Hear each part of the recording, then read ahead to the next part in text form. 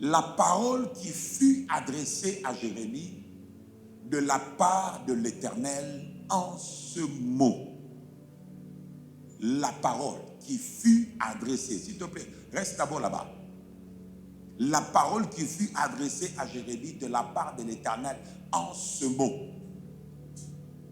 Comprends ceci, que chaque fois que tu vois dans la Bible, on dit la parole fut adressée, ou la parole vint à Moïse, la parole vint à Abraham, pour lui dire, lève-toi et va, quitte ce pays, va, quitte ta maison. Tu dois comprendre que cette parole, c'est en fait la personne de Yahweh elle-même, Elohim lui-même. Amen. Chaque fois que la parole vient à un homme, c'est Yahweh qui vient. Tu as déjà vu dans les livres de Genèse chapitre 3, on nous dit ceci, que lorsque Adam et Ève ont mangé de l'arbre du fruit qui leur était défendu, la Bible déclare, mais moi Genèse chapitre 3, Genèse 3, le verset 8 nous dit, alors, ça c'est après qu'ils eurent mangé, on dit, alors ils entendirent. Qu'est-ce qu'on entend? Ils entendirent quoi? C'est la voix de l'Éternel Dieu qui parcourait le jardin vers le soir. La voix parcourait le jardin vers le soir, comme ce soir. La voix est en train de parcourir le jardin. Pendant que la voix parcourait le jardin vers le soir, on nous dit, et l'homme et sa femme se cachèrent loin de la face de l'Éternel Dieu au milieu des arbres du jardin. Tu as vu, au départ, c'était la voix, mais après, c'est devenu la présence de Dieu. Donc, comme on dit que non, chaque fois que la voix vient, chaque fois que la parole vient, ce n'est pas seulement la parole comme le son, mais c'est la présence. C'est lui-même Elohim qui vient à toi. Chaque fois que la parole est prêchée, c'est lui-même qui vient à toi. Tu me comprends? Ils ont entendu la voix parmi les arbres. La voix parcourait le jardin, mais cette voix-là, quand ils ont dit, oh là, c'est la présence de Dieu. Verset 10. L'Éternel, il répondit, j'ai entendu ta voix dans le jardin et j'ai eu peur parce que je suis nu et je me suis... Donc, cette voix qui venait est devenue la présence par la suite. Donc, quand tu chéris la voix se fait chair. La voix se manifeste. La voix devient une présence. Et quand cette présence se manifeste dans ta vie, elle ne vient pas pour te laisser la main. Rentre dans Jérémie maintenant. Et parce que je voulais établir ce fait-là. Maintenant, comprenez maintenant Jérémie 18, verset 1 maintenant. On lit la parole qui fut adressée à Jérémie de la part de l'Éternel en ce mot. Donc nous voyons que la parole est venue, la voix est venue. Amen. Donc Dieu est venu à Jérémie pour lui parler. En quel mot? Verset 2. Lève-toi et descends dans la maison du potier. Là, je te ferai entendre mes paroles. Mon frère, notre thème de cette année, c'est qu'ils attendent en vain. Ça veut dire que nos ennemis doivent attendre en vain. Mais je suis en train d'abord de vouloir prendre le temps pour expliquer, ou pour essayer de nous présenter comment nous allons déjà commencer par développer l'attitude d'invisibilité et d'invincibilité. Parce que comme nous avons des ennemis, il faut que nous comprenions que pour que nos ennemis attendent en vain et qu'ils ne triomphent pas sur nous, il doit y avoir des prérequis.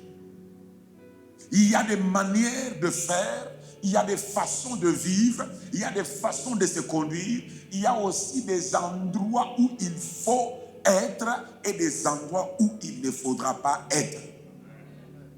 Parce que pour que ton ennemi soit à tes pieds et que tu aies l'ascendant sur lui, tu dois être là où tu es.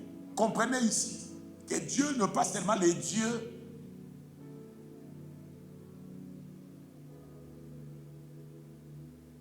qui est le maître de ton seulement, mais il est aussi le maître aussi de la géolocalisation ou de la géographie. Il y a des choses que Dieu ne peut pas faire avec l'homme tant qu'il n'a pas amené l'homme à un certain niveau. Il y a des victoires que Dieu ne peut pas te donner tant qu'il ne t'amène pas à un niveau ou à un endroit précis. Tu ne peux pas chercher la victoire en n'étant pas là où Dieu te veut.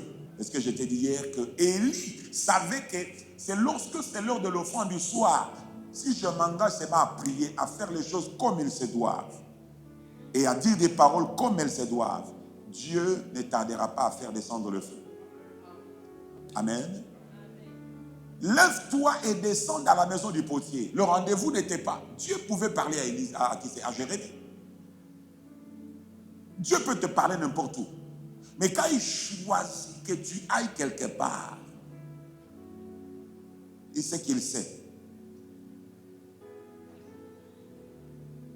Quand Dieu, je répète, choisit de ne pas te parler là où tu es, mais de te parler là où il veut que tu ailles, ça veut dire que non.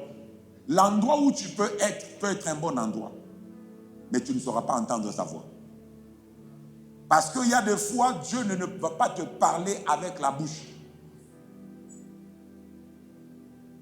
Dieu ne va pas te parler en utilisant l'alphabet français ou anglais ou je ne sais pas, hébraïque. Il va te parler utilisant une structure qui est différente ou un mécanisme qui est différent de ce à quoi tu es habitué. Alors pour que tu comprennes cela, tu dois être là où tu es. Dieu dit d'abord, descends dans la maison du potier. Voilà ce que Dieu m'a dit. À la lumière de cette écriture, nous voyons que cet homme à qui Dieu instruit d'aller dans la maison du potier, en principe, il connaît l'adresse. Comment? Il connaît où se trouve la maison de qui? Du potier. Et c'est alors que Dieu lui dit, descends dans la maison du potier. Ma question devient,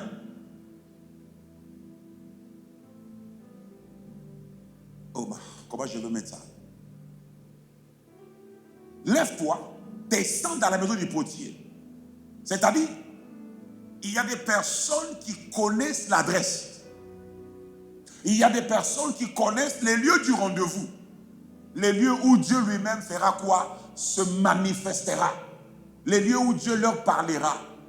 Mais la question est celle de savoir, sont-elles ces personnes désireuses d'effectuer le trajet, d'effectuer le voyage, pour aller se trouver là où Dieu les a adressés comme le point de rendez-vous? C'est ça l'image de l'Église. Beaucoup nous connaissons que,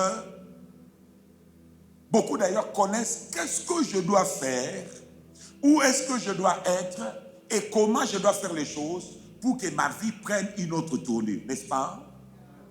Oui. Beaucoup connaissent que Dieu, voilà c'est à quoi Dieu s'attend, ou voilà c'est ce que Dieu attend de moi, voilà ce que Dieu désire entendre de moi, voilà ce que Dieu veut voir de moi, voilà ce que Dieu veut voir de moi. Beaucoup connaissent même quel type de sacrifice il doit faire pour que Dieu bouge de là où il est et qu'il change sa vie.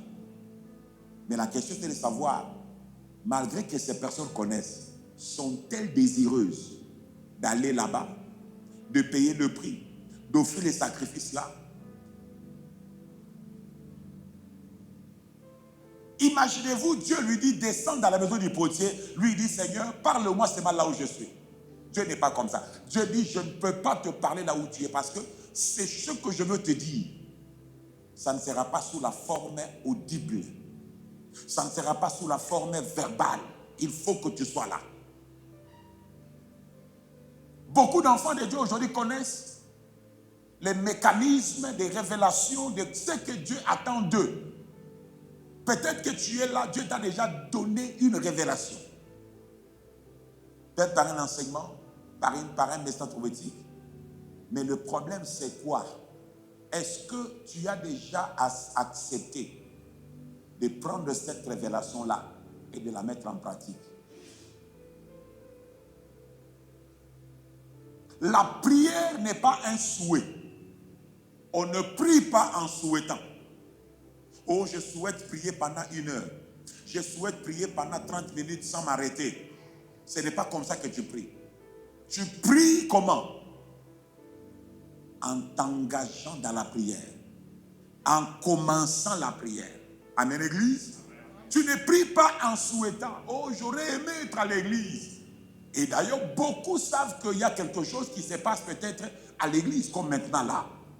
Mais elle est à l'Oubache, elle est au golf. Mais est-ce qu'elle a la volonté? Est-ce qu'elle a le goût ou le désir d'être là? Plusieurs souhaiteraient que Dieu leur parle là où ils sont. Mais ça ne marche pas comme ça. Ça ne marche pas comme ça. Dieu sait pourquoi il veut que tu te déplaces. Il ne peut pas te demander d'aller quelque part s'il sait que tu ne connais pas l'adresse.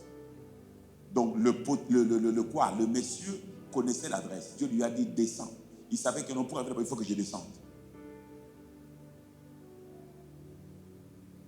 La deuxième des choses, là, je te ferai entendre mes paroles. Là, je te ferai entendre mes paroles. C'est-à-dire, si je ne suis pas là, je n'entendrai pas les paroles. Tu me comprends? Si je ne suis pas là où Dieu me dirige, Dieu me refait, si je ne suis pas là, Dieu ne me fera pas entendre les paroles. Lève ta main et dis, Seigneur, si je ne suis pas là, là où tu me vois, les lieux de mon rendez-vous avec toi, il me sera difficile d'entendre tes paroles. Or, c'est par tes paroles que ma vie prendra un autre sens. Alors, laisse-moi aller là-bas. Au nom de Jésus-Christ. Est-ce que tu as vu, Dieu n'a pas dit, je vais te guider, je vais te diriger, je vais t'orienter, je vais te porter sur mes ailes. Dieu n'a pas dit ça. Dieu a dit, lève-toi et descends. C'est-à-dire, ici, pour que l'homme arrive là-bas, l'homme doit y mettre du sien. Gloire au Seigneur. Ce n'est pas de la responsabilité de Dieu de te porter. C'est pourquoi tu vas chanter de lui ceci. Cette année, l'apôtre Patrick Yav ne te portera pas, ne te contraindra pas, ne t'appellera pas. Mon frère, c'est l'heure de la prière, tu es où? Maman, viens à l'église. Même quand tu ne viendras pas, il ne va même pas remarquer que tu n'es pas venu. C'est pas amen? Parce que Patrick Yav sera tellement occupé à chercher la face de Dieu. Même quand tu vas t'absenter, Patrick Yav ne constatera même pas que tu étais absent. Dis à ton voisin, ton pasteur ne saura même pas que tu n'étais pas là. Tu lui as dit? Est-ce que tu lui as dit? Maintenant, dis-toi toi-même maintenant. Dis-toi que même quand tu seras absent, ton pasteur ne saura même pas. Non, tu sais, aussi longtemps qu'on ne devient pas sincère vis-à-vis de nous-mêmes, même Dieu ne peut pas nous aider.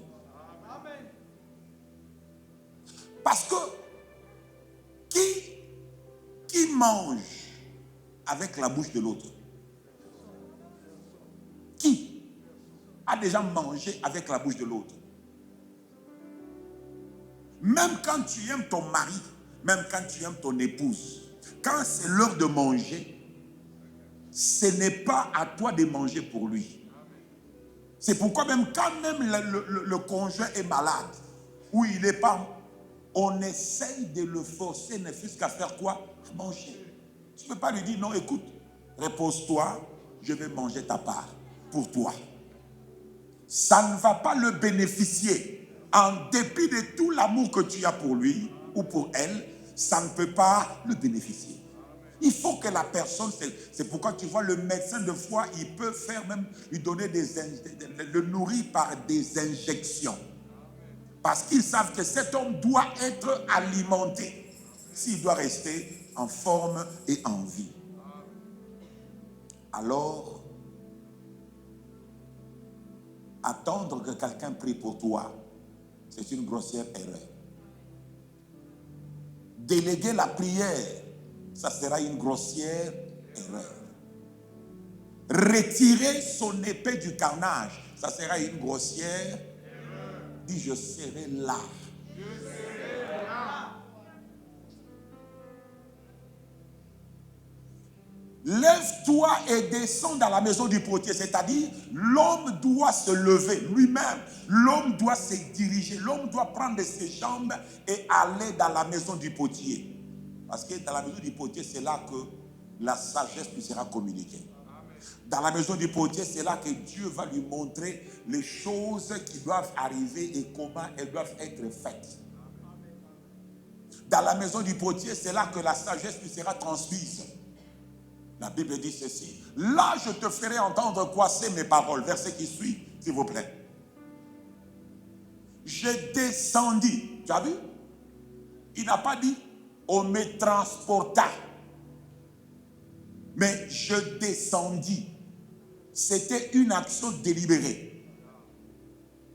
Qui est déjà monté à la montagne par souhait? Qui est déjà monté à la montagne par hasard? Quand tu montes à la montagne, tu montes consciemment.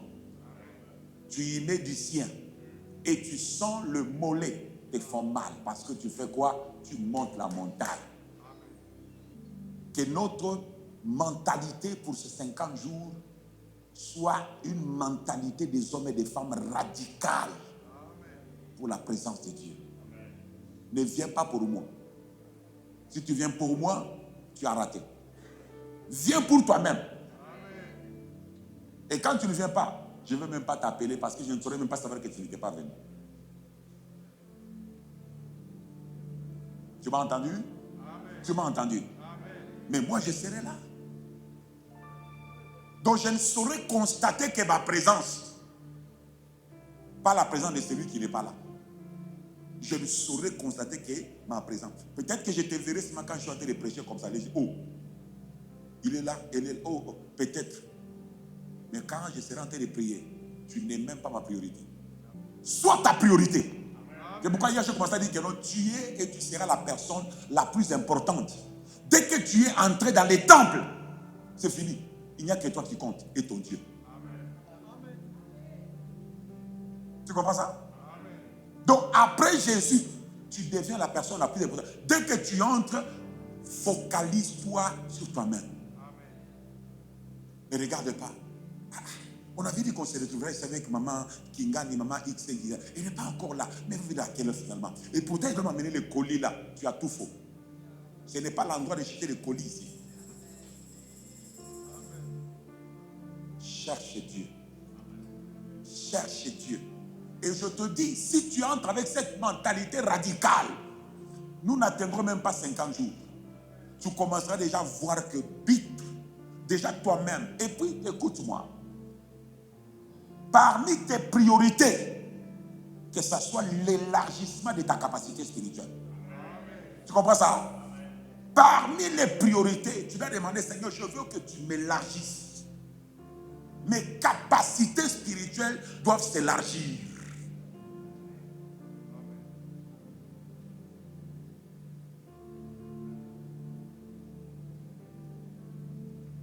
Non, tu ne peux pas entrer dans une nouvelle année comme l'année ou les années passées. C'est une nouvelle année. Quelqu'un dit c'est une nouvelle année. Et je prie qu'elle soit pour toi aussi une nouvelle saison.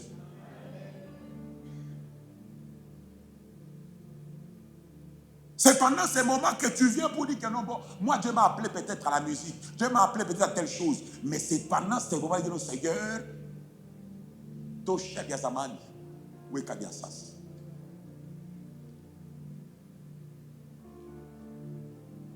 Moïse a fait 40 jours, il est descendu de la montagne. Les hommes ne savaient pas le regarder. Comment se fait-il que nous, des fois, nous montons, mais nous descendons, on est resté les mêmes? C'est qu'on n'est pas cherché, on n'est pas monté pour le voir. On est monté pour faire de la figuration. Et ça, je ne veux pas. Et ça, je refuse. Je ne sais pas si quelqu'un refuse avec moi. Amen. Tu refuses avec moi? Amen. Dis Amen bien. Amen. Dis je refuse. Je descendis de la maison du potier. Il n'a pas dit on me descendit. Je descendis dans la maison du potier. Qu'est-ce que ça veut dire? 1, 2, 3. Et voici, et vois ici, et je vis ici. Il n'a pas dit et j'ai entendu Dieu me parler. Il dit j'ai vu ici. Dieu lui a dit va dans la maison du potier, je te parlerai. Là-bas je te ferai entendre mes paroles au pluriel. Mais quand il arrive dans la maison du potier, il n'a pas entendu la voix de Dieu de manière audible. Mais il a vu Dieu lui parler. Il a vu Dieu lui parler. Amen. Tu as compris la nuance? Il n'a pas entendu Dieu lui parler, mais il a vu Dieu. C'est-à-dire Dieu ne lui parlait pas par la voix audible. Mais Dieu lui parlait par la voix visible. Qu'est-ce que tu vois quand tu viens au temple? Dieu nous montre des choses, mais des fois nous ne voyons pas. C'est pourquoi nous n'entendons pas. La saison dans laquelle nous sommes, c'est la saison où Dieu, tout un chacun de nous, comme on a cessé de le dire pendant le temps où j'ai commencé à parler depuis qu'on a commencé, avant qu'on commence à marquer le territoire, je n'ai cessé d'insister. Nous devons être chacun de nous sur sa tour. Tu dois être sur ta tour de contrôle. Et quand tu vas dans la maison du potier, tu dois rester sur le tour. Amen. Il y a le tour duquel Dieu va te forger, te donner une forme, et il y a la tour sur laquelle tu montes pour que Dieu te fasse entendre les choses que tu verras. Amen. Tu vas vivre ça. Il y a la tour et le tour. Quand la Bible nous dit, c'est que Dieu nous parle tantôt d'une manière, tantôt d'une autre, mais souvent on n'y prend pas garde. Souvent on y fait quoi? On n'y prend pas garde. C'est-à-dire Dieu parle, mais on n'entend pas parce qu'on ne regarde pas. On n'observe pas. Et quand on n'observe pas, on ne sait pas entendre. On ne sait pas capter le message. On ne sait pas comprendre qu'est-ce que Dieu veut dire.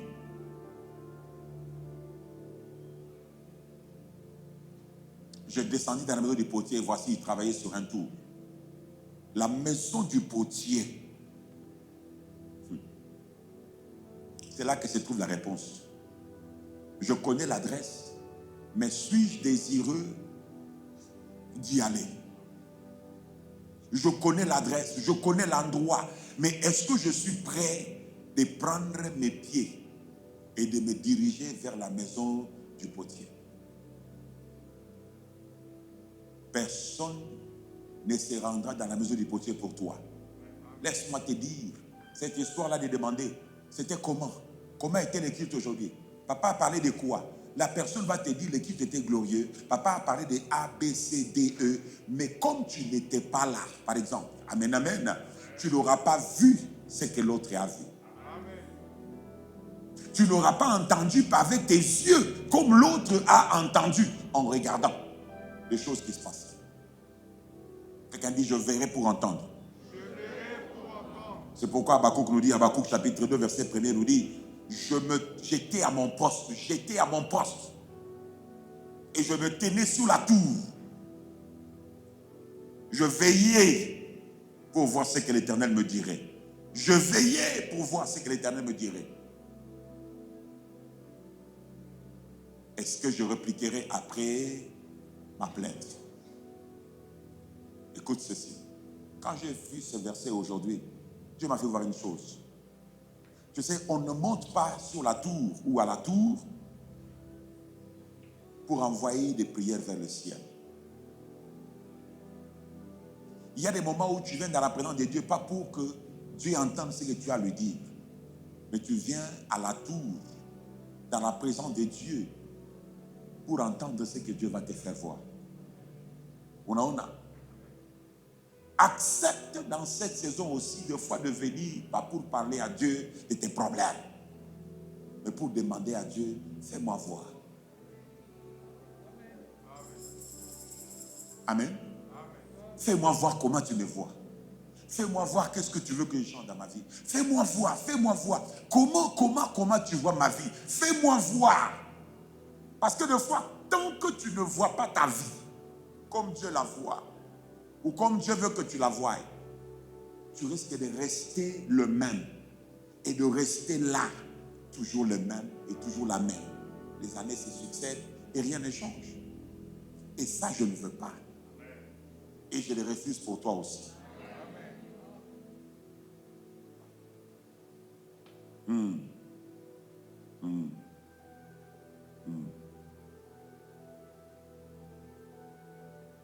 Il faut de l'obéissance et du sacrifice pour prier. La maison du potier, c'est le lieu où Dieu nous façonnera. La maison du potier, c'est l'image de la prière.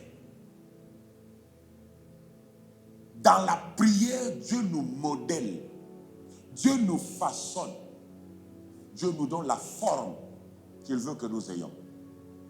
Mais refuser de se rendre dans la maison du potier, c'est refuser de donner à Dieu l'opportunité de faire quoi? De te changer. Et de changer ta vie. 1 Chronique 12. 1 Chronique 12, 32. Les choses que je suis en train de te dire, quand tu viendras, selon l'heure où tu te sentiras le plus à l'aise, commence à les mariner, à les ruminer, à les exploiter et commence à t'exposer devant ces choses. Et laisse Dieu travailler dans ta vie. Donne-lui le temps de te travailler et de travailler ta vie. Nous sommes arrivés à une saison où tout un chacun de nous doit apprendre comment prier. Amen. Tout un chacun de nous doit apprendre comment prier. Quand je parle de comment prier, ça veut dire comment d'abord te motiver à rester dans la prière. 1 Chronique 12, 32. Des fils d'Issachar, ayant l'intelligence de temps. Quelqu'un dit de temps. Je suis en train de travailler sur comment Dieu va te donner la suprématie sur tes ennemis. Et je suis en train de travailler les contours d'abord. Parce que beaucoup veulent déjà en découdre. Et moi, je prends d'abord mon temps pour essayer de t'expliquer, de te mettre dans les conditions où, dès que tu entres dans ces conditions-là, tes ennemis ne sont plus un problème. Et ils vont attendre en vain. Des fils d'Issachar ayant l'intelligence des temps pour savoir ce que devait faire Israël. 200 chefs et tous leurs frères sous leurs ordres. Combien de chefs? Combien de chefs, s'il vous plaît? 200. Combien de chefs bien-aimés? 200. Est-ce que tu t'imagines pour toute une tribu, 200 hommes de cette tribu-là, parce qu'ils avaient la connaissance, l'intelligence des temps et de ce qu'il fallait faire selon le temps. On nous dit d'abord, tous leurs frères étaient sous leurs ordres. Tous leurs frères là, ce n'est pas seulement ceux de leur clan, mais tous leurs frères de la famille, de la grande famille d'Israël étaient sous leur ordre. C'est eux qui leur disaient, ce mois-ci, voilà comment on va faire les choses. On ne va pas attaquer tant que ça ne sera pas, par exemple, la pleine lune. C'est Issachar qui disait ça. Amen. 200 hommes seulement, ils avaient le rhéma dans leur bouche. C'est eux qui disaient aux autres, ne sortons pas. Quand on disait consultons, Lévi devait savoir prendre les Urim et les Tumim, entrer dans son secret, placer le pectoral là et commencer à demander l'éphod, qu'est-ce que Dieu dit? Et quand les pierres scintillaient, Lévi sortait avec la connaissance de ce qu'Israël devrait faire selon la période. Quand il disait, qui montera devant nous? Le peuple demanda. Et quand Dieu disait, Judas montera en premier. Tu penses qu'il parlait comme ça à haute voix? Judas? Non. Il y avait un canal. L'homme dira, dit que non, celui qui montera, c'est Judas. C'est-à-dire, le nombre n'est pas un problème. Même si j'aime le nombre, mais le nombre ne sera pas la clé. 200 seulement ont fait la chose. Et j'ai commencé à te dire que non, une armée se forme et Dieu commence l'enrôlement.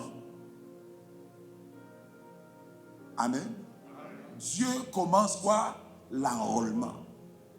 Mais de cet enrôlement-là, Dieu va commencer à faire quoi? À diminuer le nombre. Parce qu'il y a des choses que Dieu veut faire. Juge 7. Juge 7. Thank you, Jesus. La Bible nous dit ceci. Juge 7, verset 16. Jérubbal qui est Gédéon et tout le peuple qui était avec lui se levèrent de bon matin et campèrent où c'est? Et campèrent où c'est? J'ai dit Juge 7, verset 1er.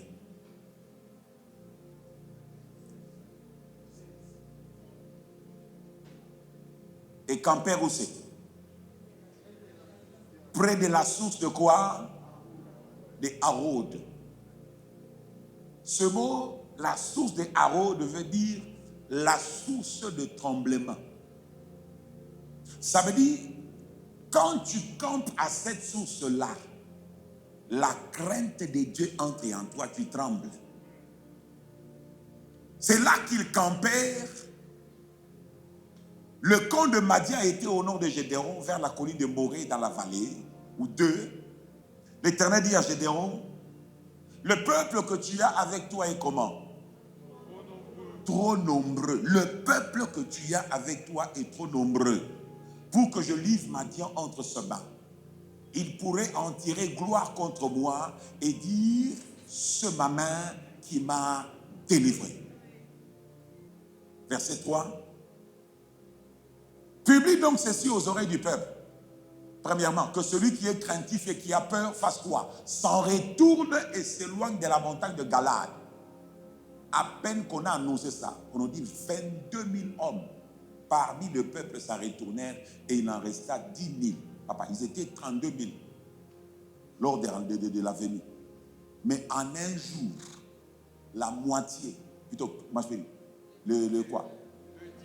Le 2/3 s'est retiré. Donc, il y a des gens qui venaient, mais ils ne savaient pas pourquoi ils venaient. Il y a des gens qui venaient, mais en même temps, ils n'étaient pas prêts d'en découdre avec Madian. Or, Madian, tu dois comprendre, c'était un problème récurrent, un problème qui est resté longtemps, un problème qui a duré pendant 7 ans. Et Dieu voulait en finir ce problème-là.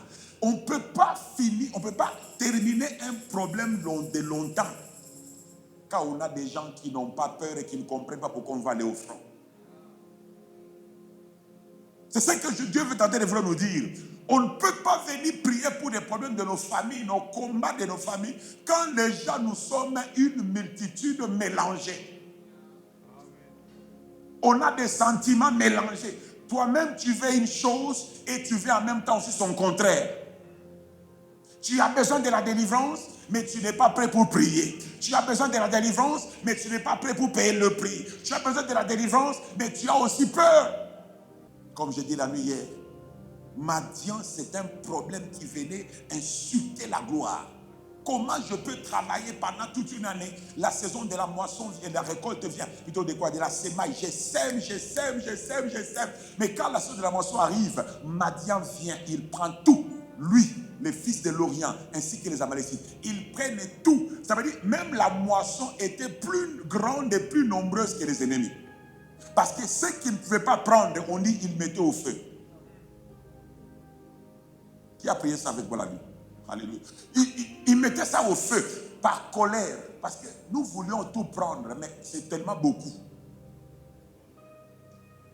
Et c'était comme ça chaque année. Maintenant Dieu dit, je vais en finir. Mais regarde le nombre de gens. 32 000. Et Dieu dit, c'est moi qui va combattre. Qui fera que tu bats Madian comme un seul homme. 22 000 se retirèrent. 4. L'Éternel dit à Gédéon, ce peuple est encore trop nombreux. Fais quoi? Fais-les descendre vers... Ah. Ils ont campé où? Ils avaient campé où? Près de la source d'Arod, n'est-ce pas? La source de tremblement. Et Dieu dit, ma sélection en moi, pour qu'elle s'efface, fais-les descendre vers l'eau. Et là, je t'en ferai le triage. Ma question devient, pourquoi Dieu les a amenés vers l'eau? Qu'est-ce qu'il y avait dans l'eau? Qu'est-ce qu'il y a à l'eau? Pourquoi Dieu n'a pas trié? Il disait que non, voilà. Il a seulement dit, pour que je les sélectionne, amenons-le vers l'eau. Là, je t'en ferai le triage. Que celui qui aille avec toi ira avec toi. Et celui dont je te dirai que celui-ci n'aille pas avec toi, n'ira pas avec toi. Verset 5.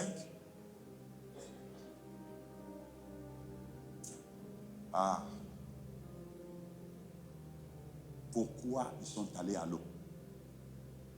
C'est ça la grande question. Incline-toi en prière.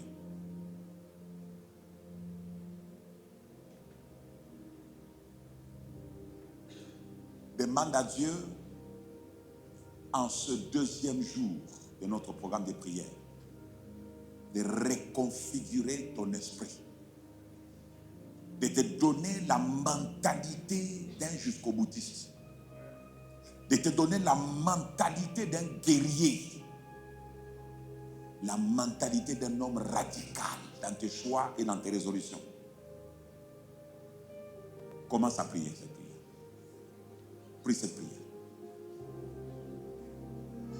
Tu dis à Dieu, Seigneur, la sélection se fait, mais je ne veux pas être éliminé. La sélection se fait. Je ne veux pas être éliminé. Je ne veux pas être disqualifié. Dieu n'a disqualifié personne. Les hommes se sont disqualifiés eux-mêmes. Dieu a seulement dit, demande qui parmi vous est craintif. Les craintifs eux-mêmes se sont disqualifiés. Et donc je comprends que dans les choses de Dieu, ce n'est pas Dieu qui me disqualifie, ni encore moins le diable, mais c'est moi-même. L'armée c'est fort. L'armée c'est fort. L'armée c'est fort. Les vaillants sont en train d'être baptisés et sont en train d'être ressuscités. Demande à Dieu, Seigneur, je ne veux pas être moi-même la disqualification. Kompara takade iyada kakakopel vete gepeke no paratia zelua gale perezida kokope andala kuya kete pepeli soveli katapapapakuta rat la kayama tokopopopopokote li sovele kete. Il est vrai que l'ennemi est terrible, il est redoutable, il est en grand nombre, mais le Seigneur dit, amène mon armée, amène mon armée, amène mon armée, amène mon armée. Près de la source, près de l'eau. Là, je ferai le triage. Pourquoi Dieu m'amène à l'eau? Ayata barakia. Qu'est-ce qu'il y a dans l'eau? Qu'est-ce qu'il y a auprès de l'eau? Sekou akatebe. Leketebe kutika. Oh, demande à Dieu, Seigneur, je refuse. Je refuse d'être disqualifié aux eaux. Je refuse d'être disqualifié aux eaux. Je refuse. Kobela parate pedia d'être disqualifié à la sapeliade.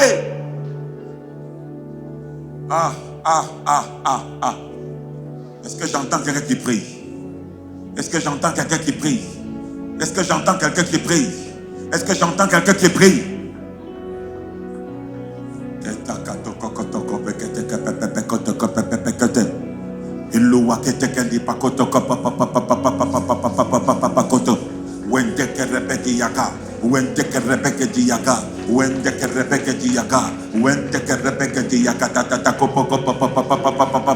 Tu n'as pas tout le temps devant toi, tu as quelques minutes seulement. Ouatakali, Zarato kepepeketi, Zarato kepepeketi, Zarato kepepeketi, Zeli arakate pepepeli faridepe, Allah zebeleki atarade, Zekoliata remeli sapeledia, Yeshata parazi.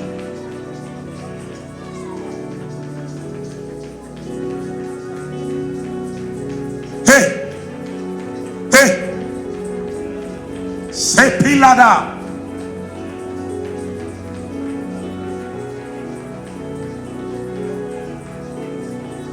Choisis de camper près de la source. Choisis de camper. Ma tente sera plantée. Les pieux de ma tente seront enfoncés près de la source d'Aaron. Près de la source d'Arode. C'est là que sera plantée ma tente dans cette saison. Fakatakoupeke. Fakatakoupeketete. Fakatakoupeketeke. Fakatakoupeketeke. Fakatakoupeketeke kitakepepekete. Fakatakaliketeke kutakapapapakata. Elia.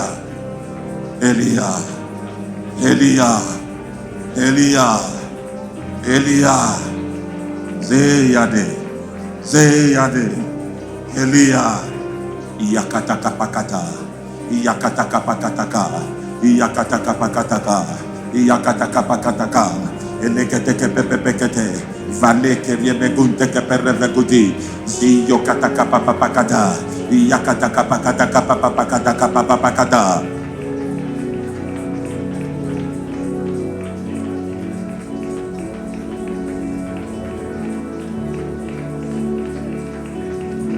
Le monde des ténèbres constatera ma présence et non pas mon absence.